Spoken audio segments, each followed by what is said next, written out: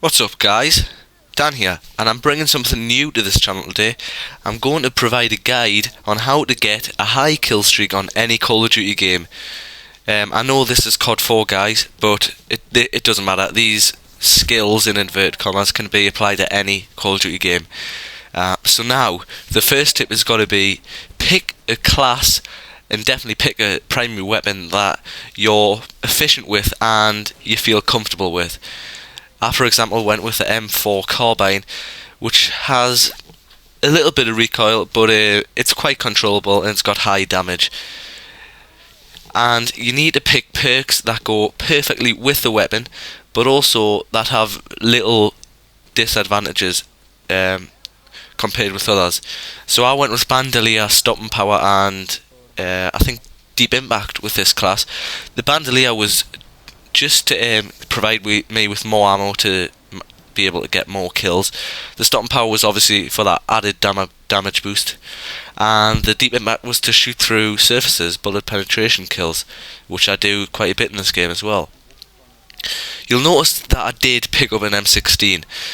That is probably one of the most powerful weapons in this game, and I enjoyed using it, of course, but you need to be able to pick weapons up because you are going to run out of ammo eventually. But if you score lucky like this and pick up a weapon that you're very comfortable with and that's very, very easy to use like the M16, you've been lucky and you're on for a good kill streak. Now, I have fast forwarded some of this gameplay. That was to just make it short so I wouldn't bore you guys too much. But the next point has got to be use your kill streaks wisely, use them effectively. So wait to call in your airstrike on games, but don't wait on Call of Duty 4, because if you run past the 5 kill streak, the 7 kill streak will lose your airstrike altogether. And it's quite useful. It might get you just one kill, but that's one kill towards a kill streak, you know. So it is helpful in the end. But definitely an airstrike is going to be more effective when you've got 2 flags, so you've got them spawn trapped at their 1 flag, and it's going to be effective on an open map. And definitely if you've got a UAV, you're going to know where the enemy is, so you can drop it straight on the heads and that's a score.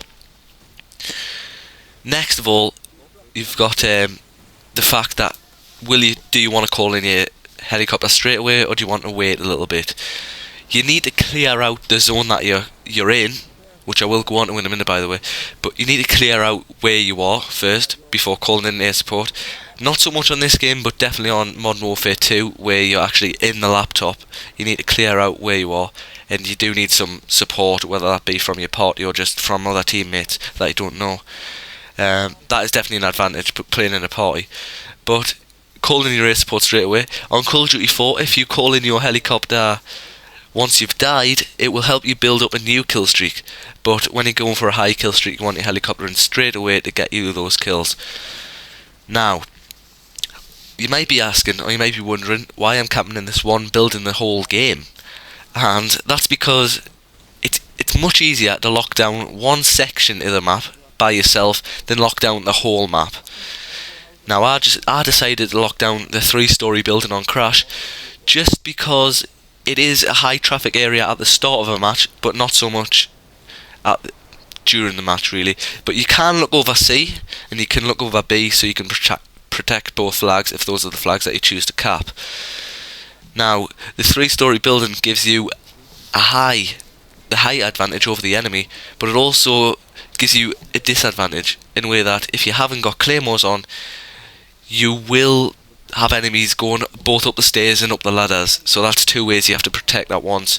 So again, it's going to be easier if you've got another party player present. But then again, they're going to steal your kills. So you need to bear all these things in mind.